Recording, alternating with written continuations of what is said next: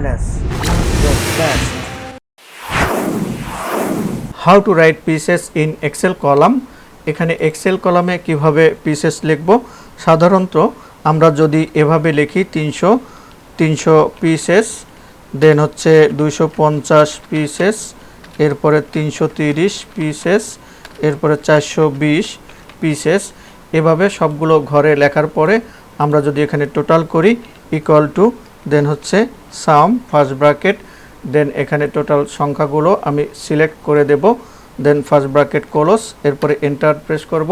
দেখুন এখানে টোটালের ঘরে 0 আসছে, কারণ এখানে এই পদ্ধতি হচ্ছে রং ওয়ে। আমরা সঠিক ওয়ে এখন দেখে নিব। এখানে টোটাল ডিলিট করে দিলাম, এরপরে টোটাল ঘরগুলো সিলেক্ট করে নিলাম। সিলেক্ট করার পরে আমরা এখানে নাম্বারের ঘরের এই অপশানে ক্লিক করব। এখান থেকে মোর নাম্বার ফরম্যাটস এখানে ক্লিক করব, অথবা এটি ক্লোজ করে দিলাম। এখানে যে ঘরগুলো সিলেক্ট করেছি এর যে কোনো জায়গায় মাউস থেকে রাইট বাটন ক্লিক করব, দেন হচ্ছে এখানে ফরম্যাট সেলস এখানে ক্লিক করব। এখানে ক্লিক করার পর এই অপশন আসার পরে আমরা কাস্টমে চলে যাব, দেন এখানে হচ্ছে আমরা এখন লিখব হচ্ছে 0, দেন হচ্ছে ডাবল কোটেশন, এরপর আমরা লিখব এখানে পিসেস, এরপর আবার ডাবল কোটেশন, দেন আমরা এখানে ওকেতে প্রেস করব। এখন আমরা এখানে আমাদের কোয়ান্টিটি আমরা লিখে দিব, যেমন 300 পিসেস, 330 পিসেস।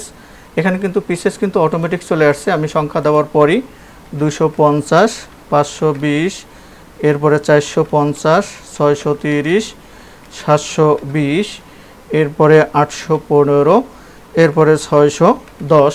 এখানে সবগুলো পিসেসে অটোমেটিক চলে আসছে।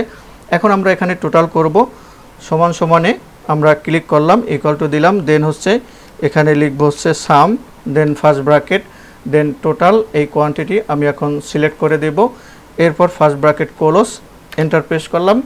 এখানে টোটাল কোয়ান্টিটি কিন্তু পিসেস চলে আসছে। এভাবে যোগ না করে আমরা যদি টোটাল এভাবে সিলেক্ট করি, সিলেক্ট করার পরে আমরা অটো সামে ক্লিক করি, তাহলেও কিন্তু এখানে টোটাল অটোমেটিক যোগ হয়ে আসছে। আশা করি বুঝতে পেরেছেন। ভিডিওটি ভালো লেগে থাকলে please like, comments and share.